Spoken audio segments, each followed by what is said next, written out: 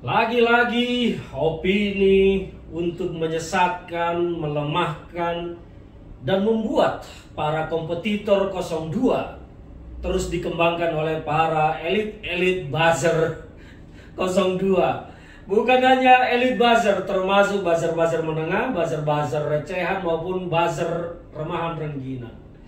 Terbaru Saudara Fahri Hamzah dari partai koalisi pendukung Prabowo Gibran dari Partai Gelora membangun opini, mencoba membangun situasi di tengah masyarakat supaya Pilpres ini aklamasi. Ada keangkuhan kesombongan bahwa seolah-olah Prabowo Gibran sudah pasti akan memenangkan Pilpres ini. Ada kesombongan, keangkuhan di sana yang terbangun bahwa sudah pasti Prabowo Gibran tak terkalahkan. Dan bahwa Ganjar Mahfud, Anies, Caimin sudah tidak ada apa-apanya.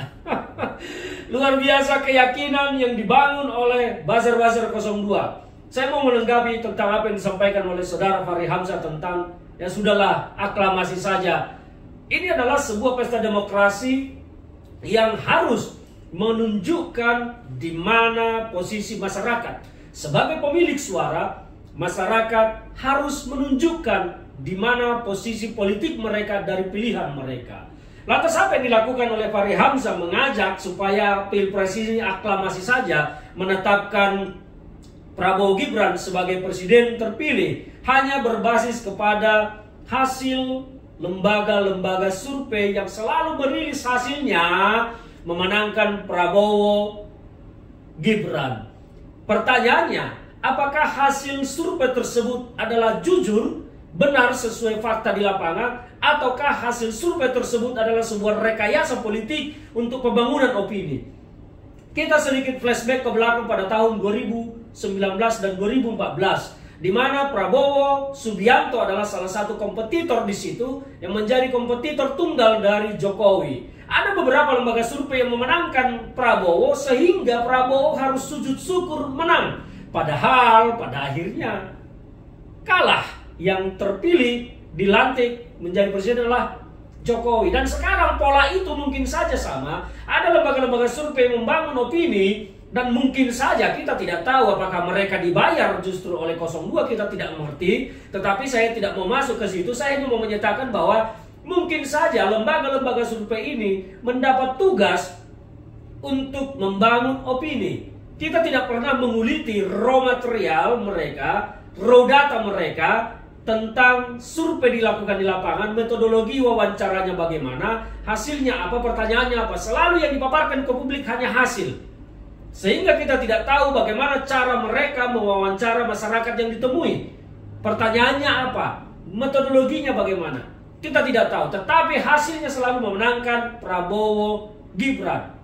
Menurut saya, bisa saja lembaga survei itu kan memang didirikan untuk mencari uang sebagai pekerjaan. Bisa saja mereka terikat kontrak dengan pihak tertentu dan diberikan misi harus memenangkan calon tertentu. Tapi entahlah, kita tidak tahu. Kembali kepada apa yang disampaikan oleh Fahri Hamzah. Fahri mengajak agar aklamasi saja. Hanya berbasis informasi dari lembaga survei yang kita tidak tahu akurasinya, kebenarannya sejauh mana, dan terutama kejujuran mereka melakukan survei itu sejauh mana. Silakan mereka buka saja fakta-faktanya. Siapa yang membayar mereka melakukan survei itu? Itu dulu yang pertama dijawab lembaga survei supaya kita tahu apakah mereka jujur melakukan survei itu atau tidak. Kalau tidak mau menjawab, artinya semua patut kita ragukan. Itu. Jadi apa yang disampaikan oleh Fahri Hamzah, selain ini basis data atau basis informasinya, basis dasar hukumnya tidak kuat, Fahri Hamzah justru ingin mengebiri hak demokrasi rakyat, mengabaikan hak demokrasi rakyat yang harus memberikan suaranya, dan sistem negara kita tidak mengenal yang namanya aklamasi. Ini adalah pembodohan, ini adalah memanipulasi pikiran dan hati rakyat supaya terjerumus, tersesat, supaya lemas tidak lagi mendukung calonnya. Ini adalah perang opini propaganda. Ini adalah perang penyesatan.